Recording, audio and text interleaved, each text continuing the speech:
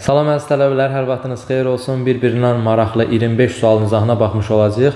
Bu 25 sualda bacardığım qədər müxtəlif mövzulara toxunmuşam. Davamı gələcək. Bu sizin üçün təkrar xarakterli daşıyacaq. Möhtəşəm təkrarlar başlığı altında. Siz də nə edirsiniz? Yaxşı-yaxşı baxırsınız, öyrənirsiniz. Bundan əlavə reklamlar hissəsinə keçək. Kanalımıza abunə olursunuz. Videomuzu bəyənirsiniz və daha çox insanı görmək üçün paylaşırsınız. Reklamlar bitdiysə suallarımıza başlayaq. Hə, müəllimimizə suallar lazımdır deyirsiniz. Başladıq birinci sualdan.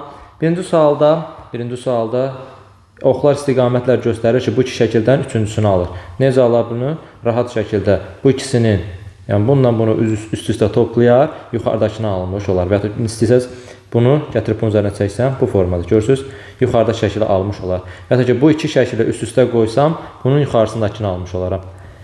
Bu qayda ilə nəhayət son hissəyə gəlirəm. Son hissəni də çəksəm, istəsəz belə çəkib vaxt aparmayın, elə birinin üzərində çəkin. 3 dənə qara nöqtə, bu qara nöqtələr artıq var. Bu ağ nöqtə də yerləşdirilib. Qara nöqtəni çəkmək lazımdır. Qara kvadratı çəkdim bu hissəyə, bir dənə də ağ kvadrat qaldı, ağ kvadratı çəkdim bu hissəyə. Cavabımız hansı olacaq? 3 dənə qara olan hissə burada yoxdur. Burada da deyil, burada deyil, bu da deyil. Cavab olacaq nə? C variantı. 2 ağ, 1 qara, 1 ağ, 3 qara. Bəli. Gəldik ikinci suala. Çətin rebus sualı kimi qarşımıza çıxa bilər. Bayağı çətin ola bilər. Çünki baxanda rəqəmlər o qədərdir ki, beyin qarışır. Əslində üsulu deyəndə hə, rahat gələ bilər, amma rəqəmlər çoxdur deyə burada qarışma ola bilər. 18, üstünə 9 gəlsəm, 27, yenə 9 artdı, 36, 9 artdı, 45, 9 artdı, 54 olacaq, yəni 9 artdı, 63, 72, 81, 9 artımla davam edir. Bu qaydaya görə, gördünüz, ortadakı qaydaya görə tapmış olduq, necə oldu. Yaxşı, burada isə bir rəqəm gizlənir, ədəd gizlənir, 16-dır. O 16 necə olar? 1-i vurur 8-ə, sonra da vurur 2-yə. Yəni rəqəmləri hasilinin 2 misli. 2-yi vurur 7-yə, 14, özümüzdən 2-yə vururuq 28. 3-ü 6-ya vurur, eləyir 18, özümüzdən 2-yə vururuq, eləyir 36. Oxunuşda bu formadadır. 4 dəfə 5-in 20, 2-yə də vurdu 40 bu formada yazıldı. İndi 5 dəfə 4-ün 20, 2-yə də vurduq, yenə 40 eləmiş oldu. Burada 4, burada 0 yazacağım. Çünki oxunuş bu formada gedirdi. Bunu da tapdımsa, C ilə D-nin qiyməti, bir dənə qaldı nə? A-nın qiyməti. A-nın qiyməti necə tapılır? O da bu cür. 8-dən 1 çıxanda 7 eləyir. 7-dən 2 çıxanda 5 eləyir. 6-dan 3 çıxanda 3 eləyir. 5-dən 4 çıxanda 1 eləyir. Yəni də 5-dən 4 çıxanda neçə eləmiş olacaq?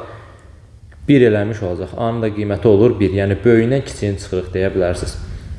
Gəldik bura. A vuraq C. A-nın qiyməti 1 idi. C-nin qiyməti 4 idi. B-nin qiyməti 54 idi, D-nin qiyməti isə 0 idi. 1 vur 4, 4-dür, çıxır 0 da 4-ü vermiş olur. Cavabımız oldu D variantı. Gəldik üçüncü suala. Anagram mövzusuna aid bir sual. Bu tiredir. B bəndi sual, C bəndi nida, D bəndi defis, G bəndi isə vergüldür. Tiredir, sualdır, nidadır, vergüldür, durğu işarələrdir. Defis isə durğu işarəsi deyil, yadda saxlayın. Gəldik dördüncü suala. X, Y cəmi neçə ola bilər? İlk əvvəl nə edirik? Buradakı olan xətlərin sayını qeyd edirik. Qeyd eləsəm belə, səssiz. Aha, rəqəmləri tezə təkrarlamayım deyək. Qeyd elədik. Eyni qayda ilə qarşısında qarışdırılmış formasının da rəqəmlərini qeyd edirik. Bura 5, bura 4, 4, 4, 3, 5, neçədir? 4 və 3. Ümid edirəm ki, düz qeyd elədik. Bir cənə göz yetirin. Bəli, düzdür. Deməli, indi burada belə baxsaq, istiqamətlər baxımından 2 xəttlər yox ki, deyim, koordinatlarını seçim, yaxud ki, hərəsindən bir dənə yox ki, rahat yerləşdirim. Görürsünüz, 3-dən də 2 dənədir, 4-dən 4 dənədir, 5-dən də 2 dənədir. Belə bu zaman nə edirik? Burada artıq nələrsə görmək lazımdır. Bu sual tipi yaxşı yadda saxlayın, köməyin lazımınız ola bilər. Burada mən nə görürəm? Görürəm, bu 4 xəttlər birləşib bir üçbucaq əmələ gətirib. Bunların bir-birinə gediş-gəlişləri var. Amma yazıq bu 4 xətti 7 kənarda qalıbdır. Aydındır. İndi biz də nə qədər qarışdırılmış forma olsa da bilirik ki, gedilən yollar heç vaxt dəyişmir. Sadəcə formaları dəyişib. Yəni 2-dən 3-ə yol varsa, bu qarışdırılmış formada yenə 2-dən 3-ə yol var. Sadəcə biraz istiqamətlərini dəyişdirir. İndi 4 xəttlərin fikir verin. Bu 4 xətti, bu 4 xətti, bir də bu 4 xətti yenə bir yerdə görsənir. Mən buradan bildim ki, 4 xəttlər buradaydısa, kənarda bir dənəsi qalıb. O kənarda qalana biz nə deyirdik? 7 deyirdik. Hardan bildim? Çünki bu 3'ü birləşirdi, biri kənarda qalırdı. 7-ni tapdım artıq. Bunu tapmaqda məqsədimiz odur ki, x, y cəmi neçə ola bilər deyir. X, y cəminin əgər ala biləcəyi qiymətləri yazsam bura, 2 dənə x-in ala biləcəyi qiymət, 4 dənə x-in ala biləcəyi qiymət var. 2 dənə də y-in. 4 ilə 2 dənə, burada 4 dənə, burada 2 dənə olan ehtimalı yoxlamaq çox vaxtımızı aparacaq. Ona görə x-in 2 dənə qiymətini indi baxın, bu üsullarla yoxa çıxaracaq, 2 qalacaq, rahat həll olunmuş olacaq. 7-ni tapdıq. Bir də başqa bir əlaqə var. Bu əlaqəni yadda saxlayın ki, 5 xəttlərlə bağlıdır. Fikir verin, bu 2 xətti görürsünüz, daha doğrusu 2 görürsünüz, 4 xətti 2-ni. O hansı 5 xəttiyə yolu var? İndi ikisi də rəqəmli deyə biraz beyniniz qarışa bilər. Diqqətlə qulaq asın. Bu 4 xətti 2-dən 5 xətti 3-ə yol var, düzdür? Bu 5 xətti 6-ya yol var, heç yoxdur. Və ya da ki, bu 1 rəqəminin hansı 5 xəttiyə yol var? Təkcə 6 olan 5 xəttiyə yol var, düzdür? Amma 3 olan 5 xəttiyə yolu yoxdur. Amma burada bir dənə 4 xətti var ki, hər iki 5 xəttiyə yolu var. O hansı rəqəmdir? 5 rəqəmdir. Baxın, o 5 rəqəminin həm bu 3-ə yolu var, həm bu 6-ya yolu var. Yəni 2 dənə 5 xətti dairəmiz varsa, onun hər ikisinə yolu var. Deməli, mən buradan bir dairəni də tapmış olacağım ki, hansıdır? Həmin o dairə, baxın, buradakıdır. Yox, səhv elədik, buradakıdır. Baxın, bu dairənin həm bu 5 xəttiyə yolu var, həm də bu 5 xəttiyə yolu var. Bu, yalnız bircə xanaya məxsus idi. O xana neçə idi? O xana 5 idi. 5-i də gətirib yazsınız bura. İndi x bizdə neçə xəttidir? 4 xəttidir. 4 qiyməti alanlardan fikir verdiniz. Məgər mən bunları silməsəydim, 7, 5 də yazıb ehtimallarımın sayını çoxaldacaqdım. İndi artıq işim rahatlaşıbdır. 4 xəttilərdən bir 2 qalıb, bir də 1 qalıb. Yəni x-in ala biləcəyi qiymət 2 ola bilər, bir də 1 ola bilər.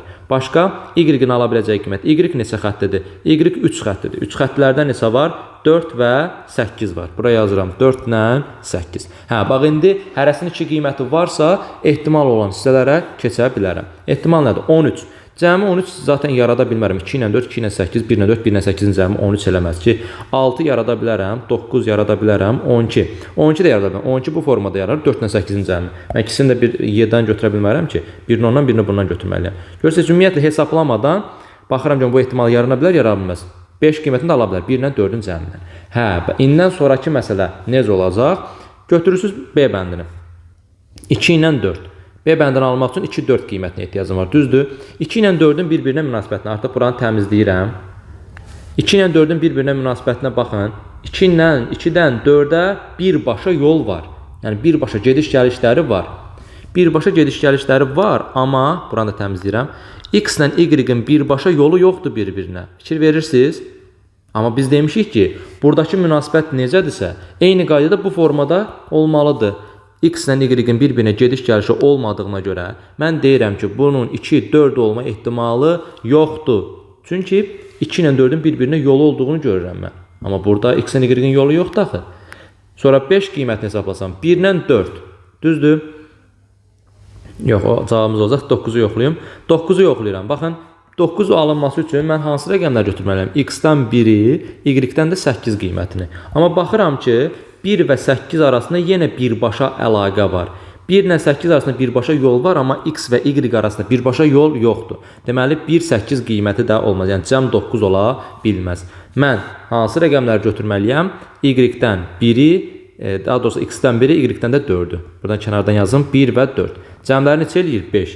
Həqiqətən baxsaq şəklimizə, 1 bu tərəfdədir. 4 bu tərəfdədir. Bir-birinə heç əlaqəsi yoxdur. Birbaşa yolu yoxdur. Elə bizə də lazım deyildi. Bir-birinə birbaşa yolu olmasın. Çünki X ilə Y-in bir-birinə birbaşa yolu yox idi. Cavabımız oldu 5. Diqqətlə baxın. Başa düşməsəz geri çəkin. Bir də baxın. Yadda saxlayın bu sualı. 5-ci sualda oftalmoloqdur. Oftalmoloq. Sonra hepatoloq, meteoroloq, uroloq və kardioloq. Oftalmoloq göz həkimidir, hepatoloq qaraciyər həkimidir, sonra uroloq böyrək həkimidir, kardioloq isə ürək həkimidir. Cavabımız olacaq meteoroloq. Meteoroloq hava proqnozunu əvvəlcədən məlumat verənlərdir. 6-cı suala gəldik. 6-cı sual tipini artıq çox görmüşük. İmtahanlarda da düşür. Ona görə izah eləyirik bu sualları hər dəfəsində. Deməli, A bəndinə baxıram. A bəndində bu hissə uyğun gəlsə də, fikir verin 3 dənə eyni ölçüdə çıxıntılar var. 3 dənə eyni ölçü. Amma burada içəri girən hissələr, içəri daxil olan hissələr eyni ölçüdə deyil axı. Yəni 3 dənə bura bu hissələrin yazmağına ehtiyac yoxdur. Burada bir dənə balaca hissə var, amma burada çox böyük hissə vermişdi. A bəndini ona görə səhv çıxardıram. Daha sonra B bəndinə baxıram. B bəndində ümumiyyətlə bax bu hissəni bildirəcək, fərqləndirəcək hissə, oranı örtəcək hissə yoxdur. 2 dənə itib uzaqlı şeylər veribdi. Olmaz. Hissələr veribdi. Olmaz.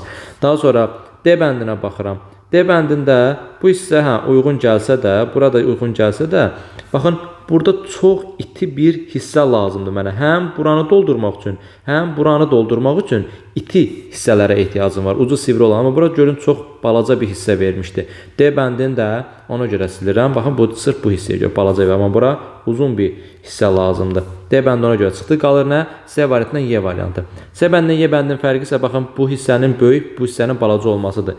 Baxsaz bu üç bucağa, baxın bu hissəyə görə fərqlənir. Digər hissələri Y ilə C-nin demək olar ki, bir-birinə tamamilə oxşardı. Fikir verin, bir-birinə oxşardı. Sadəcə bu hissələri fərqlidir ki, Y bəndi səhvdir. Niyə Y bəndi səhvdir? Buradakı hissə, bax, buradakı hissə böyükdür. Burada amma biraz balaca vermişdi. Yəni C ilə oranın müqayisəsinə baxsaq, C ilə Y-nin müqayisəsinə bura daha iti bucaq kimi vermişdi. Burada bucağın dərəcəsi biraz böyük idi. Bizə böyük olan lazımdır, çünki şəklimdə bu qədər balaca deyildi. Y ilə C arasında çox o qədər də fərq yox idi, incə bir fərq var idi. Ona görə diqqətli olun. Cavabımız oldu C variantı. Gəldik 7-ci sualları. Bu sualın bu formasıdır. Baxsaz 26, 44, 40, 33, 43 bir-birinə tamamilə əlaqəsi bir ədədlərdir. Qarşı-qarşıya baxsaz nə alarsınız, toplasaz çıxsaz nə alarsınız, alınmaz, düzdür. Amma bu üsulu deyəcəm, yadda saxlayın. Belə bir şeylər görəndə bu üsulu yoxlayın. 2 dəfə 6-ın 12 eləyir, qarşı-qarşıya 4 dəfə 3-ün də 12 eləyir. Sonra 4 dəfə 0-ın 0 eləyir, 5 vur 0 vur 0 da 0 eləyir. 4 dəfə 4-ün 16, 2 dəfə 8 16. Deməli, qarşı-qarşıya rəqəmlərinin hasili bir-birinə bərabərdir. 3-ü 3-ə vuranda eləyir 9. Mən də buraya elə bir rəqət yazmalıyam ki, rəqəmlərə hasili 9 eləsin. Variantlarda təbii ki, görsənir. Bu hansı ədəddir? 19 ədədir. Cavabımız oldu Y variantı. Üsulu yadda saxlayırsınız. 8-ci suala gəldik. C və H-ın orta yaşı 20-dir. Orta yaşı tapmaq üçün nə edirəm? C üstəgələk H bölünsün 2, çünki 2 nəfərdir, bərabərdir 20-yə. Onda C üstəgələk H bərabər neçəyə? 2-yi 20-yə vururam 40-a.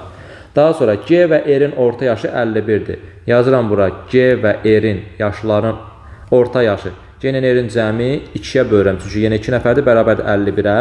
Buradan tapıram ki, C üstəgələk R bərabərdir neçəyə? 102-yə. Və nəhayət R və H-ın orta yaşı. R ilə H-ın cəmini 2-yə bölürəm orta yaşı tapmaq üçün 43-ə bərabərdir. Onda R ilə H-ın cəmi 2 vur 43, yəni cəmləri 86-ya bərabərdir. Bunu yazandan sonra bir sistem təhlili çıxacaq. Yazıram bura C üstəgələk H bərabərdir 40, C üstəgələk R bərabərdir 102, R üstəgələk H bərabərdir 86-ya. Bu sistem təhlili nə edirdik? Alt halda toplasaz, birbaşa, yox, yazmayın birbaşa, 2C üzərinə gəl 2H üzərinə gəl 2R bərabərdir 102, 86 da bu. Düz vurmuşuq, düz bölmüşüm. 102, 86 da bu. 188 və 188, 328 elədir. Düzdür? 328. Yox, 228. Deməli, 228 elədir. 188, 228, bəli, 228. Buradan 2-ni mötərizə xaricdən çıxardıram. Olur nə? C üstəgələk H üstəgələk R bərabər 228-ə. Hər tərəfi 2-yə bölmək hüququmuz var deyə C üstəgələk H üstəgələk R 2-yə böləndə bura gedir da, yoxdur. 228-i də 2-yə böləndə 114 vermiş olur. Bunu yazandan sonra baxın görün bizdən kimin yaşını istəyir? R-in yaşını istəyir. R-in yaşını istəyirsə bizdə obsi cəm, yəni R olmayan cəm hansıdır? C üstəgələk H. C üstəgələk H 40-a bərabərsə, burada C üstəgələk H-ı silib, yerinə 40 yaza bilərəm. Üstəgələk R bərabərdir 114. Yenə deyirəm, bilmirəm ha C-nin yaşı neçədir, H-ın yaşı neçədir, amma bilirəm ki, yaşları cəmi 40-dır. Ona görə 40 qoydum. R də bərabər olur 114-dən 40 çıxanda 74-də. Deməli, R-in neçə yaşı var idi? 74. Təkcə R yox, H-ın da yaşını tapa bilərik, eləcə də C-nin də yaşını tapa bilərik rahat-rahat. Bax belə. Daha sonra gəldik 9-cu suala. Qeyri-aşkar operatorlar mövzusuna aid bir sualdır. Bizim vazgeçilməz mövzularımızdan biri. Üsul deyəcəm sadədir, amma ağla gəlməsi biraz çətin ola bilər. 15 ilə 17-yi nə edərsiniz onalar? Rəqəmləri cəminə baxarsınız alınmaz. Bir-birinə vurub toplayarsınız alınmaz. 15 ilə 17-yi cəmləsəz neçə eləyəcək? 15 ilə 17-nin cəmi 32 eləmiş olacaq. Yaxşı, 32-dən onu necə alaram? Rəqəmlərin cəmi 2-ə vuraram. Bunu yoxlayım görüm. 11 ilə 15 eləyir 26, cəmləri 8 2 vuranda 16 eləyir. Alınmır. O üsulu tətbiq elədim, alınmadı. 15 ilə 17-nin cəmi 32 eləmişdir, düzdür? 32-dən onu almağın başqa bir yolu da var. Nə edərsiniz? 2 çıxarsınız, 30 eləyər, sonra da 3-ə bölərsiniz. Yəni biraz uzun gedir. 11 ilə 15-in cəmi 26, 26-dan 2 çıxarsınız, 24, 3-ə bölərsiniz eləyər 8. 13 ilə onun cəmi eləyər 21, 2 çıxarsınız, da yox 23, 2 çıxarsınız eləyər 21, 3-ə bölərsiniz eləyər 7. Deməli, mən nə edəcəm? 5 ilə 9-u toplayacam 14, sonra 2 çıxacam 12, sonra da 3-ə böləcəm 4. Cavabımız oldu neçə? 4 D variantı. Gəldik 10-cu suala. Kakoronun qaydasını necə idi? Kakoronun qaydası rəqəmlər sətir və sütun üzrə təkrarlanmamalıdır. Sudokun qaydasına oxşardır, amma sudokuda bir xananın içərisində eyni rəqəmlər də olmazdı. Amma görürsünüz, burada eyni rəqəmlərin olmasında bir problem yoxdur. Sadəcə 1-dən 9-a qədər rəqəmlər olmalıdır. Sətir və sütunda təkrarlanmamalıdır. Burada 4, burada 4, misal üçün, burada 3 yazılmasaydı, burada 4 yaza bilərdim. Yəni, bir problemi yoxdur. Əsas məsələ odur, sıfırdan istifadə olunmasın, rəqəmlərdən istifadə olunsun və cəmlər qorulsun. Bir də ki, bu 13 hardan alınır? Bu xana və bu 3 xananın cəmindən 13 almış olur. Və də ki, bu 3 dənə xananın cəmindən 10 almış olur. Bu xana və bu xananın cəmindən 19 almış olur. Yəni, sətir və sütun üzrə cəmləri üçbucağın içərisində, bax, bu üçbucağın içərisində verirdi. İndi, burada həmişə başlamaq nöqtəsi olmalıdır. Başlanğıc nöqtəsini tutandan sonra çox rahat gəlir arxası. Bir də bu biraz sadə tipidir. İmtihanda da inanmıram ki, düşsə çətin tipi düşsün. 19. 19-dan 3 çıxanda neçə eləyir? 16. Artıq mən bu iki xananın cəminə 16 eləyən rəqəmləri yazmalıyam. Düzdür? 16 eləyən rəqəmlər nə var? 8 ilə 8 var. Və 9 ilə 7 var. Düzdür? 8 ilə 8-i yerləşdirə bilmərəm. Dedim axı, sətir və sütun üzrə təkrarlanan ədədlər olmamalıdır. Ona görə 8 ilə 8-i yox, 9 ilə 7-ni yerləşdirirəm. Amma bir də yada salın, 9-dan 7-ni necə yerləşdirim? 7-9 yoxsa 9-7 bu formada. Bu formada yerləşdirəndə həmin dəqiqə gözüm sataşır yuxarı ki, 18 var. 18 cəmini almaq üçün 4, 7 cəmi eləyir 11, üstünə də 7 gəlsəm 18 gəlir. Burada 7 ilə 7 toqquşda axı olmazdı. Deməli, mən səhv qoydum 7-9 bu formada qoyulmalıdır. Bundan sonra artıq işimiz tamamdır. Birinci mərhələdə 8-8 qiymət yox, 7-9 qiymətini tapmaq, ikinci mərhələdə 7-9-u necə yerləşdirmək, ondan sonra iş bitdi. 9-dan 4-ün cəmi eləyir 13, 5 də lazımdır ki 18 eləsin, buraya yazıram 5, 4 ilə 5-in cəmi 9, 1 də lazımdır ki eləsin 10, 1 ilə 3-ün cəmi 4, 9 lazımdır ki eləsin 13 və 4 ilə 9-un cəmi 13, 6 lazımdır ki eləsin 19. Bura baxın, özü çıxdı. 4, 6, 7-in cəmi həqiqətən 17 eləmiş olur. Sətir və sütun üzrə təkrarlama yoxdur ki? Xeyr, yoxdur. Kakronu həll etdik. İndi sizə, misal üçün, cavab olaraq nədir desəz, bəzən soruşa bura A yazsın, burada B yazsın, desin ki, A üstə gələk B-ni tap. Bərabər olacaq, 1 üstə gələk 6 bərabərdir 7-yə. Tutaq ki. Əsas odur ki, Kakronun həll qaydasını öyrənmiş olduq. Daha sonra keçirik növbəti suala. 11-ci sualda sudoku sualıdır. Sudoku sualının diqqətlə qulaq asın. Sınaqda, dimin sınağında düşmüş sualdır. Boş xanala 5, 3, 4, 5 rəqəmləri yerləşdirilibdir. Bu əyri xanalar bəzən tələbələrə çətin gəlir. Əslində əyri xanalar olan, yəni qarışıq formada, baxın L formasındadır, plus formasındadır. Bu xanalar digərlərindən rahatdır. Niyə? Qiymətlər daha tez çıxmış olur xanaların içərisində olub-olmamasına görə. İndi burada baxıram ki, xananın içərisində, bu xananın içərisində 5 olmalıdır, düzdür? 1-dən 5-ə qədər rəqəmlər də. 5 bura yazılmaz, bura yazılmaz, bura yazılmaz. Bu üç yerin heç birinə 5 yazılmazsa, 5-in yeri haradır? 5-in yeri avtomatik bura olmuş olacaq. 5 ilə 2-yi düzəltdik, düzdür? Daha sonra hansı qiyməti yazmaq istəyirəm bura? 1 qiyməti. 1 qiymətini fikir verin, bu xananın içərisində 1 olmalıdır da, düzdür? Bax, bu xananın içərisində 1. Bu xananın içərisində 1 hardan bilirəm? Yəni, bax, bu cərciyə, bax, bu xananın içərisində 1 olmalıdır. O 1 nə bura yaza bilmərəm, nə də bura yaza bilmərəm. Çünki burada 1 var axı. Birləri oraya yaza bilmirəmsə, 1-in yeri ya bu hissə qalmış olur, ya da bu hissə qalmış olur. Mən deyirəm ki, 1-in yeri 100% buradır. Niyə müəllim 100% oradır? Yəni, yuxarıları bildikdə niyə olmaz? Niyə? Çünki 1-i mən bura yazmağa çalışsam, axır əvvəl bu xananın içərisində 1 olmalı da. Nə olsun bu sətirdə 1 var.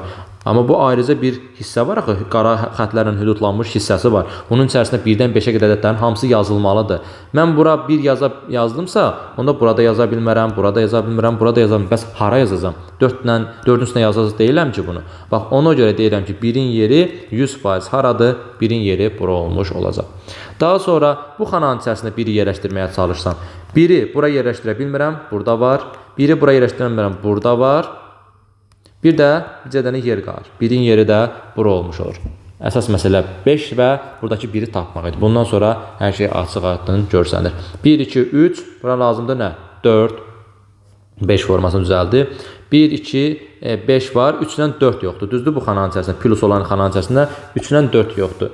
3-ü təbii ki, bura yaza bilmərəm. Çünki 4 bura düşür, 4-dən 4 toqquşur. 3-ü bura yazacağam, 4-ü də bura yazmış olacağım. 1, 3, 5, 4 nə qalmışdı? 2. 2 yazdım bura. Daha sonra 1, 4, 3, 2 ilə 5 qalıbdı. 2-yi bura yazaram ki 5 ilə toqquşmasın. 5-i bura yazaram. 1, 2, 5, 3 ilə 4 qalıbdı. Deyirəm ki burada 3 ilə 4-ü ikisinə də yaza bilərəm. Amma dedim axı bunlar daha rahatdır. Fikir verin bu xananın içərisində zaten 4 var da. Bu sətirdə 4 olması üçün mən bura nəyə 4 yazdım ki? 4 yazsam buradakı 4 ilə buradakı 4 2-dən 4 olmuş olur axı. Ona görə 3 ilə 4-ü 3-ü bura yazıram. 4-ü də bu hissəyə yazmış oluram. Bax, bu qaydanı tapmış olduq. Daha sonra bu xananın içərisində 1-lə neçə ehtiyac var? 1-lə 2 ehtiyac var. 2-ni təbii ki, bura yaza bilmərəm. 1 gəlir, bura düşür. 2 də bura düşmüş olur. Bu sətrə baxsam, 1, 2, 3, 5 var. 4 yoxdur, 4-ü yazdım. Bu sütuna baxsam, 1, 3, 4 var. 2 ilə 5 yoxdur. 2-yi bura, 5-i bura yazdım. Bu xananın içərisində 4-ü var, bir dənəsi yox. Hansıdır o? 5-dir. 5-i yazdım bura. 1, 2, 4, 5 bura qalmışdı. 3, 1, 3, 4, 5 bura qalmışdı.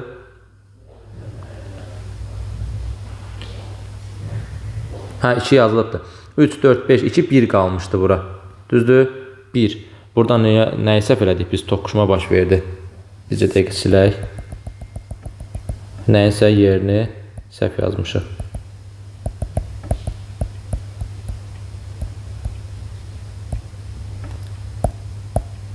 Deməli, 1-i yerləşdirdim bura. 1, 4. Bunları da silim. İlk tapdığımız hansı idi? 5-i burada tapmışdıq. 1-i də 100% burada tapmışdıq. Daha sonra 1-i yerləşdirməyə çalışdım. 1 bura gəlirdi. 4 də bura gəlib düşmüş olurdu. Bundan sonra bu xananın içərisində 3 yerləşdirmək lazım idi. Düzdür? 3-ü bura yerləşdirirdim. 4-ü də bura yerləşdirdim. Bu 100% düzdür. Başqa bir şey ola bilməz. 1, 3, 4. Nəysə baxalım, gözümüzdən qaçırtmışıq. 1, 3, 4, 2 ilə 5 qaldı. Düzdür? 2, 5-i bura yaza bilmərəm. 2-yi bura yazıram. 5-i də bu hissəyə yazmış oluram. Daha sonra 1, 2, 5, 3 ilə 4 qalıbdır. Düzdür? 3-ü bu hissəyə yazıram. Çünki 4 yazsam buradakı ilə toqquşacaq. 3 burada olur. 4 də gəlib bu hissədə olmuş olur. 4-ü də oraya qeyd elədim. Daha sonra bu xananın içərisində 3, 5, 4 var. 1 ilə 2 yoxdur. Düzdür? 2-yi bura yaza bilmərəm. 1-i bura yazacağam. Yox. 1-i bura yazacağam. 2-yi bura yazacağam. Baxın 1 yazmışam. Ne deyəsən ora, hə?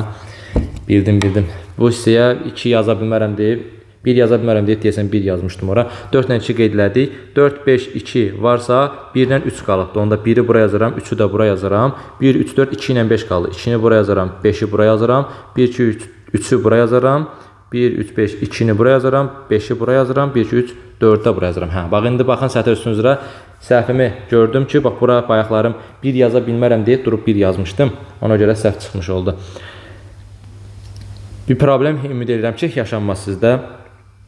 Bəzən danışanda o hissələri gözdən qaçırtmış ola bilirəm. A üstəgələk B cəmini istəyir bizdən.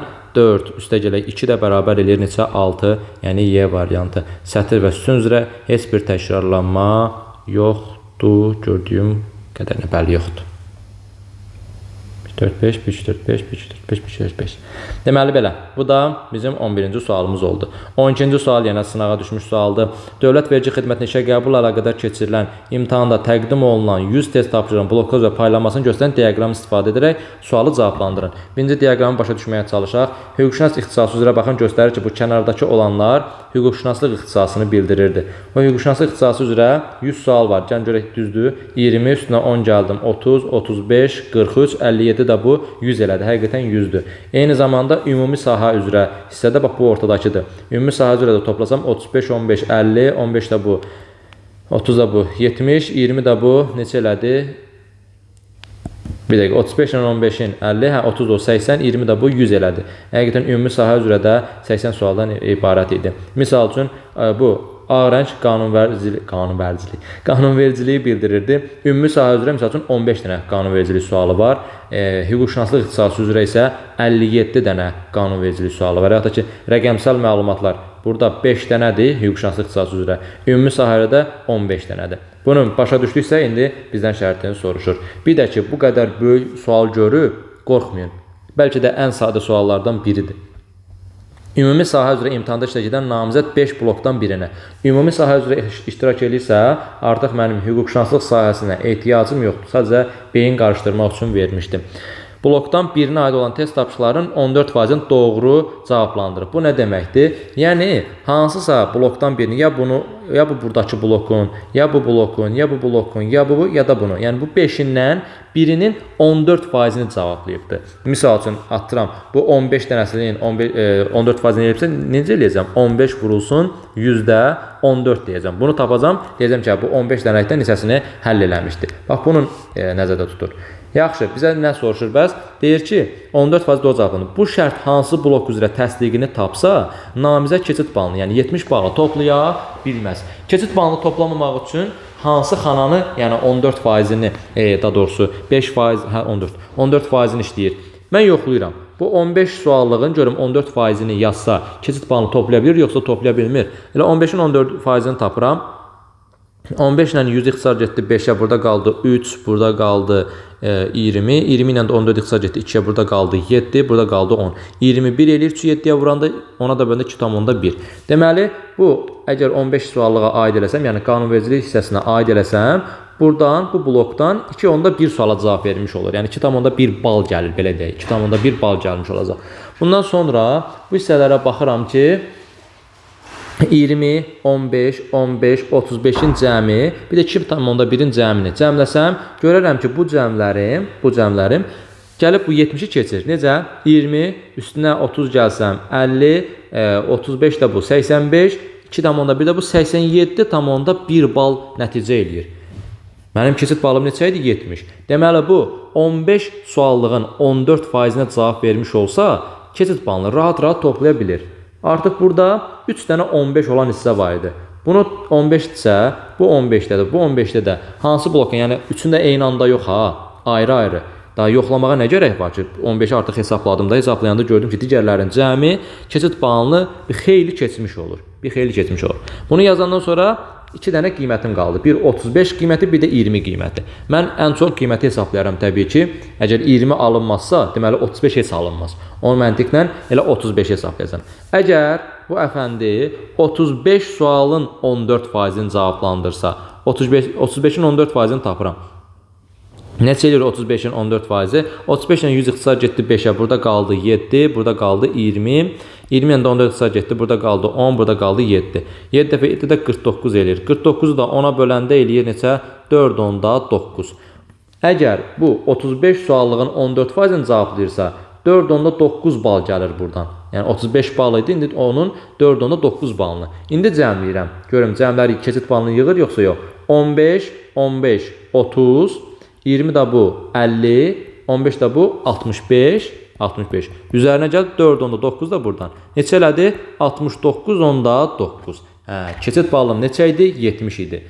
Deməli, 35 suallıq olan hissənin 14%-ni cavablasa, bu keçid balını yığa bilməyəcəkdir. O 35% hissə nöqtələr haraydı? Mücərrəd düşünməkdir. Deməli, bu əfəndimiz mücərrəd düşünmə hissəsi üzrə 14%lik nəticə göstərsəydi, yəni 35-in 14-ünü göstərsəydi, digərlərini, balları üstünə konkret gəlirəm, hərəsi bir sual, bir bal da.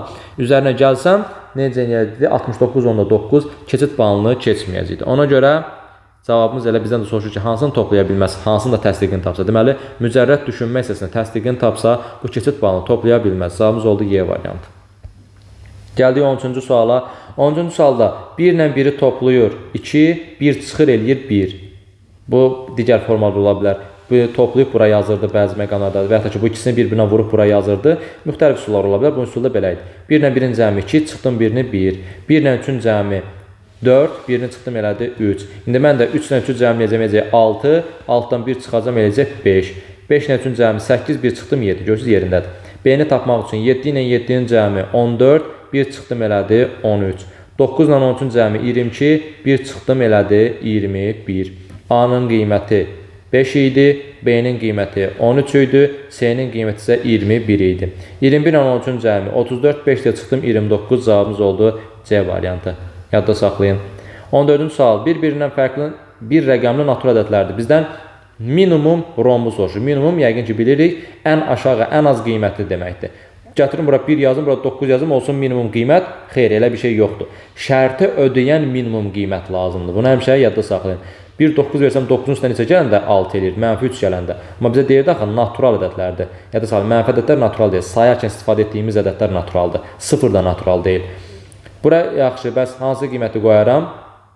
6 qiymətini qoysam, yox 5 qiymətini qoyum. 5-in üstündən 1 gəlsəm neçə eləyər? 6 eləyər. Onda burada 5 qalır, burada 5 qalmış olur. 5, 5, amma bura yazmışıq bir-birindən fərqli rəqəmlərdir. O fərqli rəqəmlərdir qaydasına görə mən romba yalnız və yalnız 6 qiymətini verirəm. Yəni 6 nə qədər də böyük olsa 1-dən, 2-dən, 3-dən, 4-dən, 5-dən bu şərti ödəyən minimum qiymətdir. 6-ın üstünə 4 gəlsəm 10 eləyər, 4-ün üzərinə 2 gəlsəm 6 eləyər. Minimum rombumuz neçə oldu? C variantı 6 oldu. 15.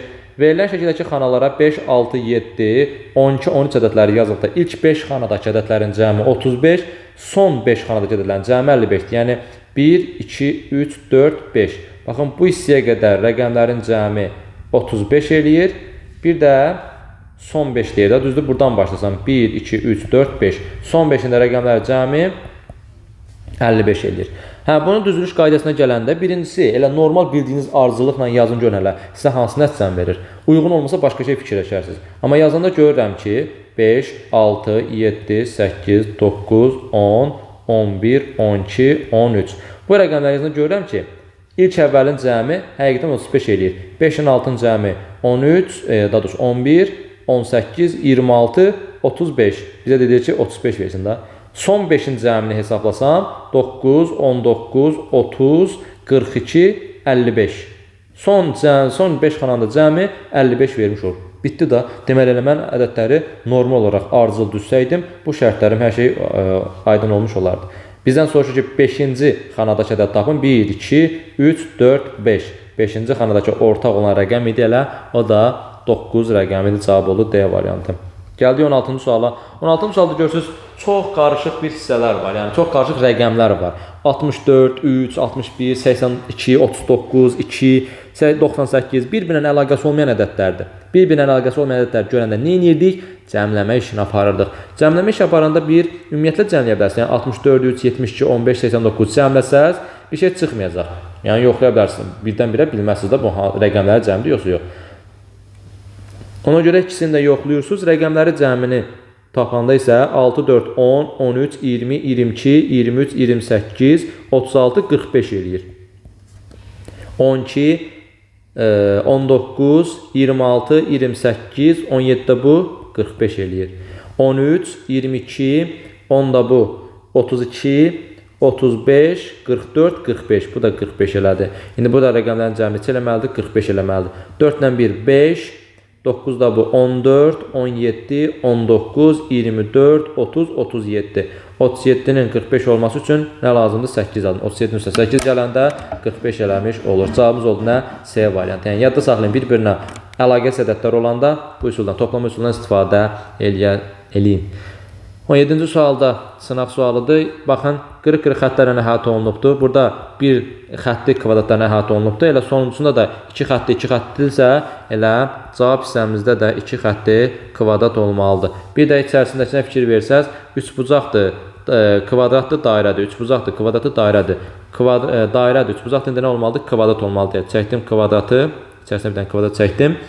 Bir də ki, rənginə baxsaz, bozdur, qaradır, ağdır. Bozdur, qaradır, ağdır. İndi bozdur, qaradır, burada da ağ olmalıdır. Birbaşa cavabımız olacaq nə? A variantı. Hər şey qaydasındaydı orada. 18-ci sual. MNK sıfırdan və bir-birindən fərqli rəqəmlərdir.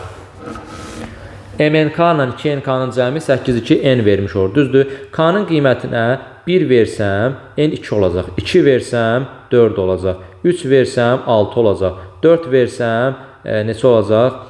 8 olmuş olacaq. Bu formada gedir, düzdür? Mən bu qədər qiyməti qoyub ehtimalla hesablaya bilmərəm. Buradan bir nəticəyə gəlirəm. O nəticə nə idi? Hansı qiyməti verirəmsə verin, tək cüt fərqi yoxdur. Fikir verdiniz, N necə aldı? Cüt qiymətlər aldı. 2, 4, 6, 8, 5 versəm 0. Gördünüz, cüt ədədlər alır. Cüt ədədlər alırsa, mən buradan yazıram ki, N cüt ədəddir. Və davam edirəm ikincisədən. Burada görürəm ki, N-in üstünə N gələndə 2 eləyib. N-in üstünə N gələndə 2 eləmək vəziyyəti yalnız və yalnız 2 qiymətdə mümkündür. 1 və 6 qiymətində. Artıq bu şərti mənim dadıma çatdı ki, N cüt ədədi idi. Mən burada 1-i silirəm, tək ədəd olan, birbaşa N-in qiyməti neçə qalır? 6 qalmış olur. 6 qalırsa, digər hissəsini tapmağa nə var ki? N-i bura 6 yazdım. K-nın qiyməti qalır. K-nın qiymətinə 8 və 3 qiymətlər keçərlidir. Amma 8 verə bilmirəm. Çünki 8 ilə 8-in cəmi 16 edir. 1 yadda qalır. 6 ilə 6-ın cəmi 12, bir yadda 13 eləyirdi. Olmazdı belə bir şey. Yadda qalmamalıdır deyə 3 ilə 3 verirəm. 3-ün üstünə 3 yazdım 6. 6-ın üstünə 6 yazdım 12, 2 yazdım 1 yadda. M də 5 olmalı ki, 5 ilə 2-in cəmi 7, bir yadda 8 eləmiş olsun. M-in qiyməti 5, N-in qiyməti 6, K-nın qiyməti 3. 5-i üstünə 2 ilə 6, 12 gəldim, 17, üstünə 3 gəldim, 20 eləmiş oldu. Birinci vurma yerdə 12, 15, 20. Cavabımız oldu B variantı 20. Bu məntiqi həmlələri yaxşı yadda saxlayırsınız. Tərəzilərə aid belə bir sualdır. 3 qiymətini verir. Yazıram bura 3, 3, 3. Burada yazıram 3. 3, 3, 3 cəmi neçə elədir? 9. Deməli, bir xətt üzrə gedirsə, qiymətləri hamısı eynidir. Burada 9 olmuş olur. Bu cəm 9 olması üçün bu kvadratın 6 olması lazımdır. Sonra 9 dedim deyə burada yazıram 9, 9. Yuxarıdakı ümumi cəm soruşsaydı elə buraya yazardım da 18 ilə 18, burada yazardım 36. Amma biz onu soruşmur. 9. 9 2 yerə bölünəndə 4 onda 5, 4 onda 5. Tamı görəndə vay aman deyib qorxmayın. 4 onda 5 də bir ədəddir da. 9-u da 2 yerə bölündə yenə 4 onda 5 ilə 4 onda 5 ilə 4 onda 5 eləmiş olur. Buradakı qiymətləri yerləşdirsəm, 4 onda 5-i 3-ə bölsəm, neçə eləyəcək? 1 onda 5, 1 onda 5, yenə də 1 onda 5. 4 onda 5-i 2-yə böləndə 2 tam %25 eləyir. 2 tam %25. Bu özü birbaşa elə 4 tam onda 5-ə bərabərdir. Bu da elə 1 tam onda 5, 1 tam onda 5 və 1 tam onda 5. Qiymətləri yazdıq. İndi kvadratın yerinə 6, dairənin yerinə 2 tam %25, üçbucağın yerinə 1 onda 5, dairə içərisində nöqtənin yerinə isə 1 onda 5 qoymuş oluram. 5 dəfə 6 eləyir 30, üzərinə gəl. 4 dəfə 2 tam %25, 9 çıxılsın. 4 dəfə 1 onda 5-in eləyir 6, bəli 6, üzərinə gəl. 2 dəfə 1 onda 5-in də 3 eləyir, 3. 30-un üstünə 9 yanında 39, 9 da çıxanda yenə 30. Cavabımız oldu nə? A variantı. Yəni səbirlə işləyin, təmkin işləyin. Bunun çaşdırıcı hissəsi, çaşdırıcı variantı necə olur? Baxın, bu hissəyə bir dənə əlavə fiqur atır. Əlavə fiqur atanda bir dənə bura atır. Əlavə fiqur atır. Yadda salın, əlavə fiqur atanda mütləq şəkildə onu görün. Yəni görməzdən gəlməyin. Çox önəmli daşıyır. İndi burada təbii ki, qiymətlər alınmayacaq deyə 3 verir, düzdür. O zaman bura 3 yazıram. Onda yuxarıdakı qiyməti verir. Məsəl üçün 110 kiloqramdır. Aşağı düşə gəlirsiniz. Bura 3 versə, yox 4 verək də, çünki bölünə bilsin. Deməli, bura 4 versə, deyirəm ki, bu dairə 4-dür. Artıq 110 kiloqramla 110-u 2-yə bölüb 55, 55 yaza bilməzsiniz. Bəs 4 kiloqram da burada daxı. 110-dan 4 çıxırsınız, eləyir 106. Sonra 106-nı 2-yə bölürsünüz, deyirsiniz bura 53, 53. Çünki 53-ün bir də bu 4-ün cəmi 110-u vermiş olur. Bunu da yadda saxlayın. Gəldik, 19 idi. 20-ci suala. 20-ci sualda sınaq sualı idi. Aşağıdakı şəkildə təsadüfi qeyd olunan nöqtənin 1, 2, 4 və 5 nömrəli fiqurları düşməməsi ehtimalını tapın. Düşməməsi ehtimalı deyirsə, 3 ilə əlaqəsi yox idi deyə 3-ü tapmağa gərək yoxdur. 1, 2, 4 və 5 fiqurların təpə nöqtələri və ya xananın mərkəzində ya təpə nöqtəsində ya da tərəfin ortasında yerləşir. Bir xana bir sadə vaxtdır. Bu mərkəzində ya təpə nöqtəsində niyə qeyd edir? Çünki baxın, burada yarım hissələr var. Yəni siz onu könül rahatlığından 0.5 götürəsiz deyə deyir. Ya mərkəzindədir ya da orta nöqtəsindədir. Bunu ona görə vermiş olur. Yoxsa biz misalımızı tapa bilməzdik. Ümumiyyətlə, ehtimalı tapanda biz həmişə deyirik ki, bura ümumi yazılır. Bu hissədə isə xüsusi, yəni bizdən soruşan hissə yazılır. Ümumi nə qədərdir? Birinci onu tapım. 1, 2, 3, 4, 5, 6, 7, 8, 9, 10, 11. 1, 2, 3, 4, 5, 6, 7, 8, 9, 10, 11. 11-in 11-ə neçə eləyir? 121 eləyir. Yazıram bura 121.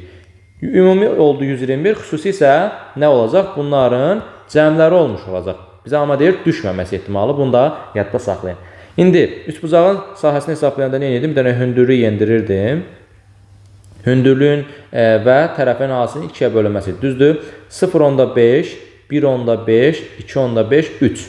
Bura 3'dür. 1, 2, 3, 4. 4 dəfə 3'ün 12, 2'ye də böldüm, 6 eləmiş oldu. Hündürlüyü 4 idi, bu 3 idi, vurdum 2'ye böldüm. Elədi neçə? 6. Sonra bu düzbucaqlıya baxıram. 1, 2, 0.5, 1.5, 2.5, 3.5. Burada eynidə 3.5'dir. Düzbucaqlının sahə düstürü ən asan idi. 2, 3.5'ə buranda eləyir neçə? 7. Deməli, buranın da sahəsi olmuş oldu 7. Buranı tapdım. Sonra trapesiyanın sahəsini və yaxud da ki, paralelogramın sahəsini bilmirsinizsə, biz öyrənmişik nəyi? Düzbucaqlı üçbucağı və yaxud da ki, düzbucaqlını. Belə bölüb də hesablaya bilərsiniz. Bunu da yenə bölüb hesablaya bilərsiniz. Və yaxud da ki, yadda saxlaya bilərsiniz. Paralelogramın sahəsi hündürlüyü ilə çəkildiyi tərəfin hasilidir bir-birinə. İndi baxıram, bura 0.5, 1.5, 2.5, 3. Buraya yazıram 3 və hündürlüyün çəkildiyi oturacağın hasili dedik. Düzdür? 0.5, 1.5, 2.5, 3. Deməli, hündürlüyü də 3'dür, oturacağı da 3 olmuş. 3-3-ə buran neçə elədi? 9. Deməli, burada oldu 9. Paralelogramın sahə düsturunu yadda saxlayın istəyirsinizsə. İstəmirsə yenə də parçalayıb bölə bilərsiniz. O biraz vaxt ikisidir. Trapesiyanın sahə düsturu isə nə idi? Oturacaqları cəminin 2'yə bölünməsindən və hündürlüyə vurulmasından. Yəni oturacaqları bunlar nəzərdə tutulur? Bu ikisinin cəminin 2'yə bölürük və hündürlüyə vururuq. İndi bu ikisinin cəmi görəm neçədir? 1.5'dir bura. 1.5. Bu isə 1, 2, 3, 3.5. Düzdür? Burada 3.5'dir. 1.5 ilə 3.5'in cəmi neçə eləyir? 5 eləmiş olur. 5. Düzdür? 5'i vururam. Neçə? 1, daha doğrusu 0.5, 2. Ümumi hündürlüyü 2'dir. 5'i vururam neçəyə? 5'i bölürəm 2'yə, vururam 2'yə. Bu 2 özümüz düsturumuzda olandır. Cəmi 2'yə bölməyim. 2'yə vurmağım isə nədir? Hündürlüyü 2'yə vur deyirdi. Hündürlüyü də 0.5, 1.5 elə 2 eləmiş olur. 5'i 2'yə vurub 2'yə böləndə isə neçə eləmiş olur? 5 eləmiş olur. Hamısının sahəsini tapdımsa, bundan sonra nə edirdim? Deyirdik ki, xüsusi hissə var idi. Düzdür, ağları toplayıram.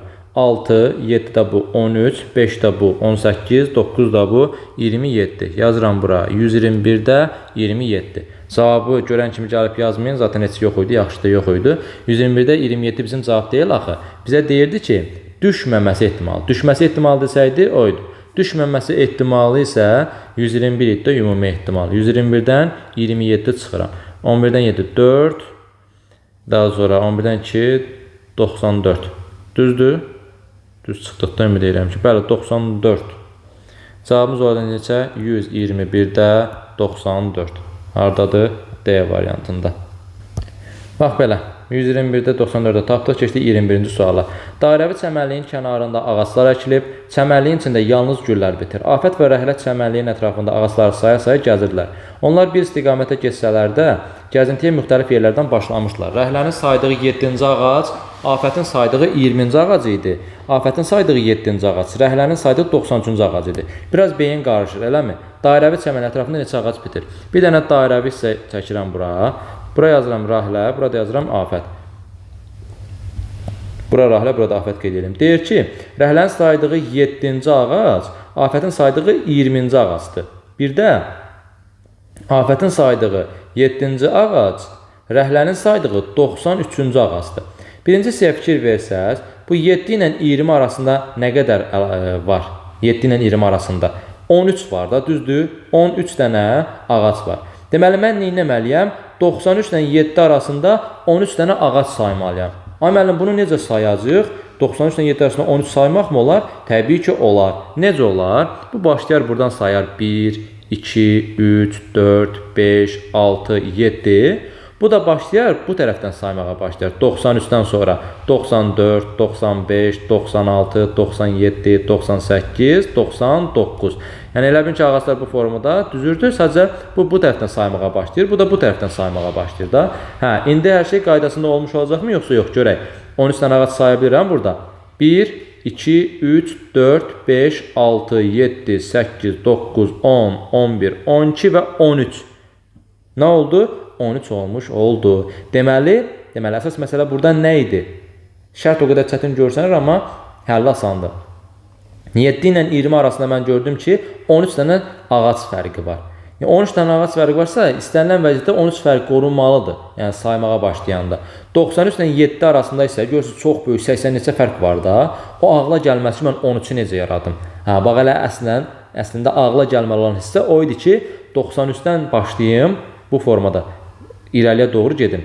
Niyə 99-da dayandım? Çünki 99-da yox, 98-də dayansaydım 12 dənə ağac olacaqdı. Ümumiyyətlə sayı bilirdim deyil, gətirdim 99-da dayandırdım. Siz bilməyə bilərsiniz, gətirdiniz 98-də dayandınız, sayacaqdınız 12 oldu. Təzədən bir də 99-a əlavə edib sayasaydınız düz olmuş olacaqdı. Baxın, burada artıq bunlar arasında yenə də 13 dənə ağac olmuş olur.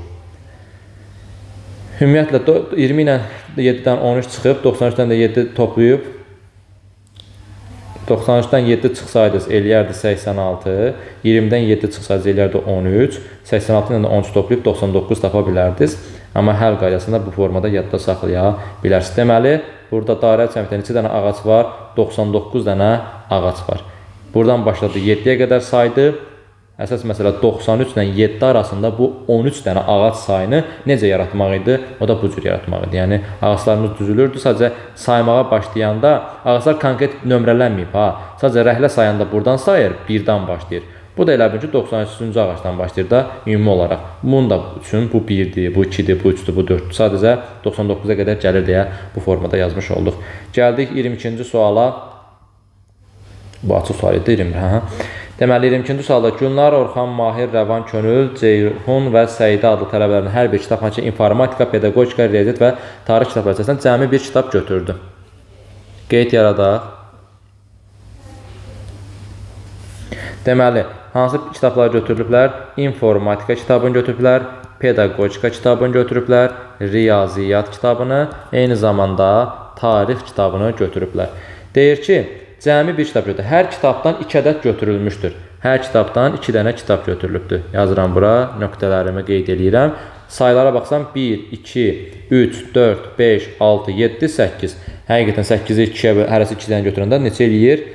10, 8 dənəsi eləyir. Düzdür, 8 dənəsi 4 dənə kitabı 2 dənəsini götürəndə elə 8-ə bərabər olmuş olur. Orxan tarix kitabını götürmüşdür. Tarix kitabının altına yazıram Orxan. Əslində olan tarix kitabını niyə götürsün? Deməli, Mahir və Könlün götürsüləri kitablar eyni adlıdır. Sadəcə kənardan yazıram ki, Mahirlə Könlün kitabları eynidir.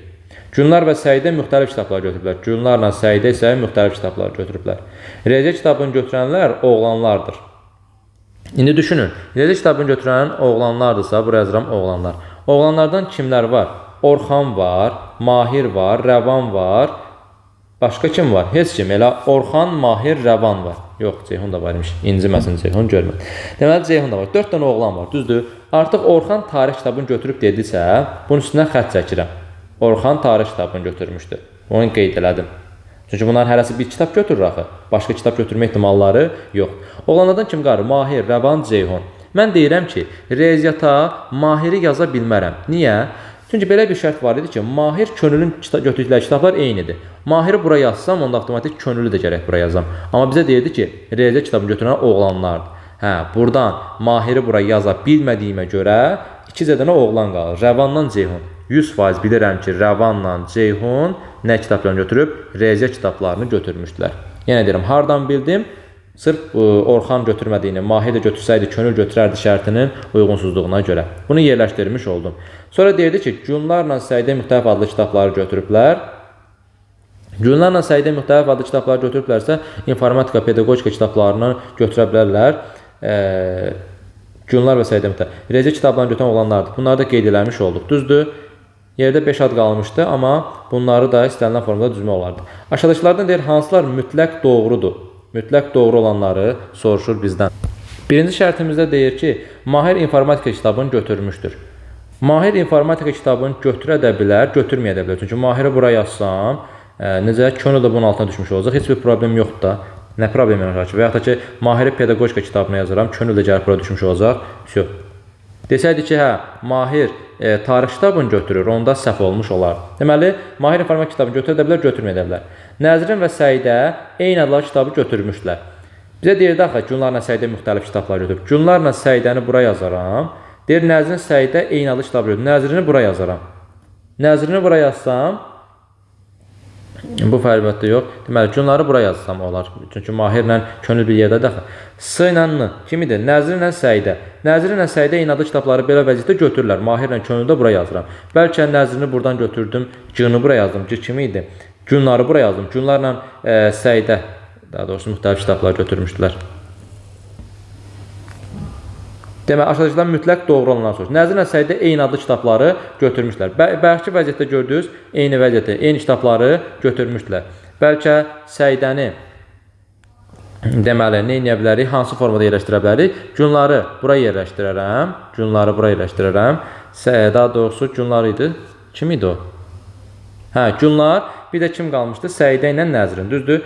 Səidə ilə Günlar müxtəlif kitabları götürüblər deyirdi. Buraya yazıram Səidəni, digər hissələrə isə yaza bilmirəm. Kimi? Mahirlə könül də bir yerdə götürürdü. Mahirlə könül. Mən bunların yerini dəyişmək. Günları buraya yazın, Səidəni buraya yazın. Nəzrin də bura düşmüş olsun. Bizə deyirdi ki, Nəzrin və Səidə eyni adlı kitabları götürüblər. Bayaqki vəziyyətdə götürmüşlər, amma indiki vəziyyətdə nədir? Götürə bilmirlər. Deməli, bu da ola da bilər, olmaya da bilər cavabıdır. Günlar və Ceyhun müxtəlif adlı kitabları götürüblər. Günlarla Ceyhun 100%-dir. Niyə 100% eyni müxtəlif kitabları götürüblər? Çünki Ceyhun artıq riyaziyyatda olduğu təsdiqlənibdir. Riyaziyyatın digər oğlanı Rəvanın da olduğu təsdiqlənib. 100% ya info, ya pedaqogika, ya tarix, hansını götürsün, Ceyhundan fərqli olmuş olacaq. Düzdür? 3-ü seçirəm. Günlar pedaqogika kitabını götürmüşdür. Günlar pedaqogika kitabını götürə də bilər, bayaqki bizə gördünüz götürmüşdü. Amma Günları buradan silib bura yazsam, Səidəni bura yazsam, görərsiniz ki, Günlar pedaqogika kitabını götürməyə də bilərdi. Ola da bilər, olmaya da bilər. 5. Rəvan riyaziyyat kitabını götürübdü. Həqiqətən bu toxunulmaz hissədir. 5 də Rəvan kitabını götürmək üçün düz şərt idi. Cavabımız olur nə? 3 ilə 5. Əlinizdə olan məlumatları kənara köçürtməklə bunu tapmış olduq. Gəldik son hissələrimizə. 23-cü sualda kub sualıdır. Qarşı üzrə görə baxsam, 1, 3, 4, 5 və 2, 6. Heç bir şey çıxa bilmirəm. İndi istiqamətlərə görə. 1-in üstündə 2. 1-in üstündə 2 yazmaq üçün bunu belə eləyirəm. Bu formada 1-in üstündə 2, sağında 4. Amma burada 5 var. Abəndə olmaz. Daha sonra 3 ilə 6 nəzərinə baxıram. 6-yı fırlatsam, gəlir bu formada olur. 1, 2, 3, 1, 2, 3. Aha, 6. 6-nın 3-ün münasibətinə baxın. Bir-birinə paraleldir. Amma 3 burada sanki 6-yı kəsib keçir. B bəndə ona görə olmur. C bəndə 6-ın üstündə 5, sağında 1. Amma görürəm ki, 6-ın üstündə 5, solunda 1 var. C bəndə də ola bilməzdi. Sonra D variantına baxıram. 3-ün üstü 5. Bu tərəfdən dursam baxsam, 3-ün üstündə 5, sağında 2. 3-ün üstündə 5, sağında 2. 5 ilə 2 bir-birinə paraleldir. Bəli, paraleldir. İstəsəz, bunun üçlü açılışını da çəkə bilərik. Üçlü açılış çəkəndə bura 5. Burada 3 olmuş olur. Burada isə 2. Bu formada 2 olur. 5 ilə 2 münasibətini görmək üçün bir dəfə fırlayaram yuxarı, yanaşı durmuş olur. Baxın, elə bu tərəfdən də baxanda 5 ilə 2 yanaşı formada durmuş olur. Hər şey qaydasındadır D bəndində. Y bəndində isə 5-in üstündə 2. Görürəm 5-in üstündə 2, sağında 3. Bəli, 5-in üstündə 2, sağında 3 var. Amma münasibət önəmlidir. 3 buna paralel durur, amma kəsib keçməlik bu formada durmalıdır. Paralel formada yox. 24. Protez diş. Dişin saxtası, belə deyək, sünisi protez isə saçın sünisi parikdir. Cavabımız olacaq nə? B variantı. Göz, qaş, yara, sarğı, əl, lak, baş, şərf yoxdur. Daha sonra gəldik 25-ci suala. 25-də blok sualdır. Deməli, qeyd yaradaq. K, L, M, N, O, P və G universitet tələbələridir. Müəllim işləyir daha doğrusu. Və 7 günlük imtahan müddətinə hər biri bir gün nəzarətçi olub. 7 gün. 1, 2, 3, 4, 5, 6 və 7. Deyir ki, M-O-dan 3 gün sonra nəzarətçi olub. Bu yazıram. M-O-dan 3 gün sonra. 1, 2, 3 gün sonra M O-dan, daha doğrusu belə. M O-dan 3 gün sonra nəzarətçi olub. Belə yazdım. Birinci gün L, buraya yazıram. Birinci gün L. Daha sonra 7-ci gün Q nəzarətçi olub. Yazıram 7-ci gün Q nəzarətçi olub. K N-dən sonra P-dən əvvəl nəzarətçi olub. Yazıram bura. K N-dən sonra P-dən əvvəl nəzarətçi olub. Yazdıq belə. Müəllimlərin hansı 4-cü gün nəzarətçi olur deyə sual var. Birinci, biz bu qədər boşluqla sualların izahına gedə bilmərik. Yerləşdirməyimiz lazımdır. 2 dənə ehtimalımız çıxacaq. N, K, P var idi, düzdür? O ilə o M arasında 3 dənə müəllim olmalıdır deyə, 3 gün olmalı deyə. Onu bura yazsam, M-i bura yazacam. Bir dəfə də onu bura yazsam, M-i hansı yazmış olacam? 1, 2, 3. Daha doğrusu 2 dənəsi olmalıdır. Belə 3 gün deyəcəm, bu 3-cü gün nəzərdə tutur da. Onu ora yazsam, M bura yazmış olacaq. 3-cü günə onu yazsam, M-i bura yazmış olacam. L yerində qalır, Q yerində qalır. Yəni o ilə M arasında 3 gün sonra deyirsə, 1, 2, 3 gün sonra da 3 dənə yox. 3 gün sonra deyir deyə 1 gün, 2 gün və 3 gün eləmiş olur. Yəni bir problemimiz yoxdur. Və yerləşdirməli yerimiz sadəcə 2 dənədir. Niyə? 4-ə yerləşdirsəm onu 2 gün sonra, rəngi dəyişdim gerçi. 2 gün, bax 2 gün almalıdır. Düzdür, bu 1, 2 nədir? M gəlib bura düşmüş olur. Amma mümkün deyil daxil. Düzdür? Və yaxud da ki, onu gətirib bunun üstünə yaza bilmərəm. O da mümkün deyildir. O ilə M-in münasibəti, o ilə M-in münasibəti ya 2-ci günə yazılar M 5-ci günə, ya 3 bura yazılar, 3-cü günə O yazılar, 6-cı günə M yazılmış olar. NKP isə bu formada düzülürdü. NKP. Yenə də NKP formasında düzdür. İndi suallara baxıram. Müəllimlərdən hansı 4-cü gün nəzarətçi olur? Görürsünüz, 4-cü gün başqasının olma ehtimalı yoxdur. Yalnız K ola bilər. Yazdım bura K-nı. İkinci gün aşağıdakılardan, ikinci sual. Aşağıdakılardan hansı mütləq doğrudur? P 5-ci və 6-cı günlərdən birində nəzarətçi olub. Baxıram, P 5 və 6-cı günlərdən birində nəzarətçi olub. Düzdür də, mütləq doğrudur. Cavab olacaq A variantı. N 2 və 4-cü günlərin birində nəzarətçi olub. 2 və 3-cü günlərin. 2 və 4 yox, 2 3 idi. O 4-cü nəzarətçi olub. Xeyr, 4-cü gün yalnız K nəzarətçi olur. Bu mütləq səhvdir. O 5-ci gün nəzarətçi olub. Xeyr, 2 ya da 3-dür. M 5-ci gün nəzarətçi olub, 5 də ola bilər, 6 da ola bilər. Bu mütləq doğru deyil. Cavabımız oldu nə? A variantı. Yadda saxlayırsınız ki, burada əsas məsələ O və M-in arasında 3 gün məsələsi idi ki, birinci yerə O yazılmazdım, L tutmuşdu. İkinci günə yazsam, M 5-ci günə qalırdı. Onu 3-cü günə yazsam, M 6-cı günə qalırdı. 4-ə yaza bilməzdim, çünki onu bura yazan kimi M gəlib bazar günə düşürdü, bazar günü artıq tutulmuşdu. 5-ci günə yazanda isə artıq 8-ci günüm yoxdur deyə qalır. NKP-nin də düzülüşü bu formadadır. Dərhal əvvəl, dərhal sonra məsələsi yoxdur deyə NKP-ni elə bu formada düzdüm. Bir problemimiz yoxdur. Hər şeydə cavabların çıxmış oldu. Mütləq olanı da tapdıq. 4-cü nəzarət eləyənin də kim olduğunu tapmış olduq. Bax belə 25 sualın izahına baxmış olduq. Bu sualların seriyası davamı gələcək. Siz yaxşı-yaxşı suallara baxın, izləyin, yadda saxlayın və faydasını görəcəksiniz. Növbəti izahlarda görüşənədək özünüzə yaxşı baxın. Sağ olun. Hələlik.